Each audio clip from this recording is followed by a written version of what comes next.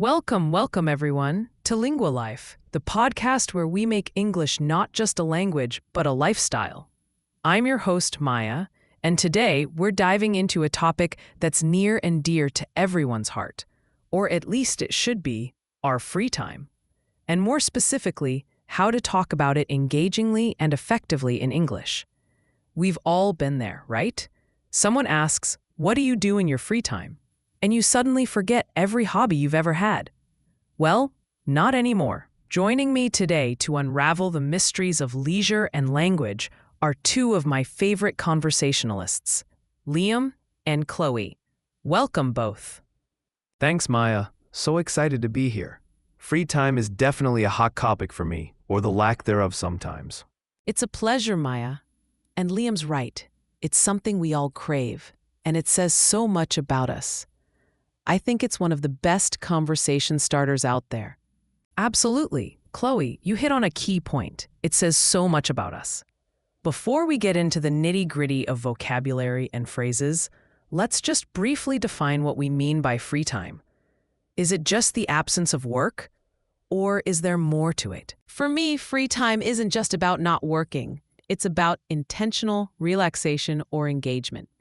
It's time that you choose how to spend, rather than time that's dictated by obligations, whether that's unwinding with a book or embarking on a passion project. I completely agree. It's about recharging your batteries, isn't it? It's the time you allocate for personal enjoyment, growth, or simply doing nothing at all without guilt. And that's crucial for mental well-being. Exactly. And it's often the first thing we'll sacrifice when life gets busy. But let's talk about the fun part. What do you both do in your free time? Liam, you seem like a person who always has something exciting going on. What's your go-to way to unwind? Oh, absolutely. I'm a big outdoors enthusiast. I really enjoy hiking and cycling. There's nothing quite like hitting a trail on my mountain bike or going for a long walk in the woods to clear my head. It's how I blow off steam after a busy week. And if the weather's really bad, I'll dabble in some amateur photography, mostly landscapes. It's a great way to stay connected with nature, even indoors. That sounds wonderfully active and refreshing, Liam. Chloe, you're known for your more introspective side. What does your free time usually look like? Well, my hobbies are definitely a bit more on the quieter side. I'm an avid reader, and I often lose myself in a good novel. I also love to paint. Watercolors are my current passion. It's incredibly therapeutic. And lately, I've been getting into gardening. Nothing major, just tending to some herbs and flowers on my balcony. It's a wonderful way to connect with something tangible and see progress. Those are fantastic examples, both of you, and you've naturally used some great phrases already. Liam said, "I really enjoy, I blow off steam, I dabble in." Chloe mentioned, "I lose myself in, my current passion, it's incredibly therapeutic, I've been getting into." These are all excellent ways to talk about your hobbies beyond just "I like." Right, because I like is fine, but it doesn't give much flavor. When you say, "I'm really into," or "I'm passionate about," it conveys a much stronger feeling and invites follow-up questions. Exactly. And remember, when someone asks you about your free time, it's not just about listing activities. It's about telling a mini story. Explain why you enjoy it. For instance, instead of "I read books," you could say, "I'm an avid reader. I love diving into historical fiction because it transports me to a different era." That's much more engaging. That's brilliant advice, Chloe. So let's break down some specific phrases our listeners can use.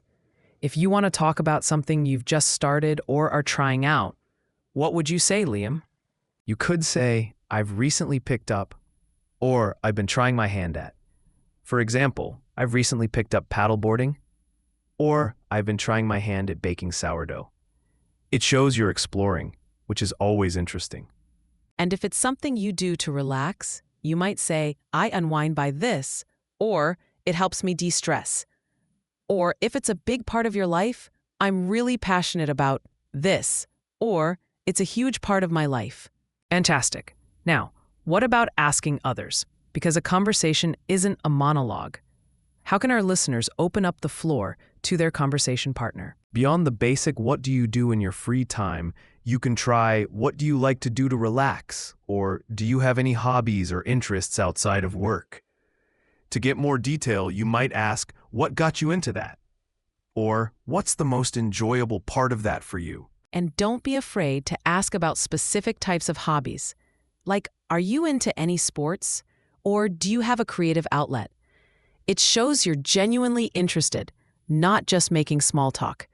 And always ask follow-up questions. That's the key, isn't it? The follow-up. It keeps the conversation flowing.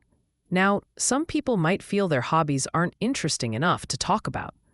Maybe they just binge-watch TV shows. What would you say to them? No hobby is uninteresting if you enjoy it.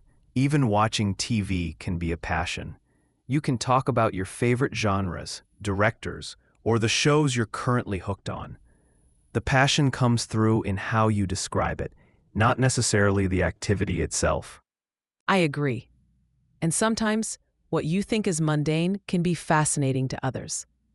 Like, I know someone who is really into collecting vintage stamps. Initially, I thought, oh, okay. But when she explained the history behind them and the thrill of the hunt, it became incredibly engaging. That's a great example. It's all about the story. And speaking of unique interests, Liam, what's the most unusual hobby you've heard someone passionately describe? Oh, that's a tough one. I once met a guy who was really dedicated to competitive cheese rolling. Yes, actual cheese rolling down a hill. He described the strategy, the pain, the triumph. It was absolutely hilarious and captivating. Competitive cheese rolling. That's a new one for me. See, that's the beauty of it. You never know what you'll discover when you ask people about their free time. Chloe, have you encountered any interesting cultural perspectives on free time and hobbies? Definitely. In some cultures, there's a very strong emphasis on communal free time activities like family gatherings or community festivals. In others, personal development through hobbies, like learning a new skill or language, is highly valued. And then there are places where the line between work and leisure is much blurrier, where your passion is your work, which is a whole other discussion. That's a fantastic point about cultural nuances. It truly underscores why discussing free time is such a rich topic for conversation and for understanding people better. And it makes for excellent English practice because it's so personal. You're talking about something you genuinely care about, which helps with fluency and natural expression. Absolutely. When you're passionate, the words flow more easily, and it's an opportunity to use a wide range of vocabulary, not just verbs for actions, but adjectives to describe feelings, experiences, and the impact your hobbies have on you. This has been such a delightful and insightful conversation. Before we wrap up, what's one key takeaway you'd like our listeners to remember about discussing their free time in English? I'd say, don't just list your hobbies. Explain why you love them. Share your enthusiasm. Use descriptive words. It makes all the difference. And for me, it's about being authentic. Talk about what truly brings you joy, no matter how simple or niche it seems. And always be curious about others' interests. It's how you connect. Wonderful advice from both of you. So our main insights for today are: free time isn't just downtime. It's crucial for your well-being. Talking about your hobbies in English is a fantastic way to practice, expand your vocabulary, and build genuine connections. Don't be shy about your passions. Use descriptive language and always ask follow-up questions to keep the conversation lively. Thank you, Liam and Chloe, for joining me today and for sharing your wisdom. My pleasure, Maya. Thanks for having us. And thank you, Lingua Life listeners, for tuning in. Now go forth, enjoy your free time, and don't be afraid to talk about it in English. We'll catch you next time.